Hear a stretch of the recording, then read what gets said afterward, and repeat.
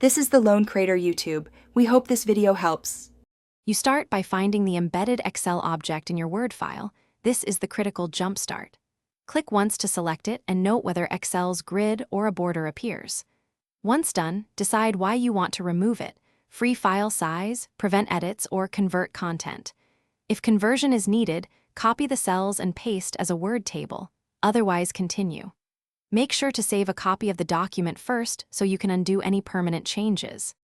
Now you pick the method that fits your goal. Right-click the object to see Worksheet Object options. Edit opens Excel if you need content first. If you want static text, copy the Excel range, then use Paste Special and select Formatted Text, RTF, to convert to a Word table. This preserves formatting but breaks the link. Alternatively, select the whole object and press Delete to remove it entirely, which reduces file size. Remember why. Conversion versus finish by saving your document under a new name so you keep the original. Double-check layout and fonts. If something looks off, undo and try paste using unformatted text or keep source formatting. If the object resists deletion, open the Home tab, use Select Selection pane to find and remove hidden or grouped objects. One key troubleshooting tip.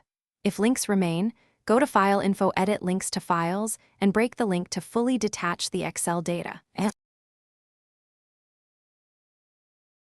Thanks for watching. Consider subscribing if we helped you.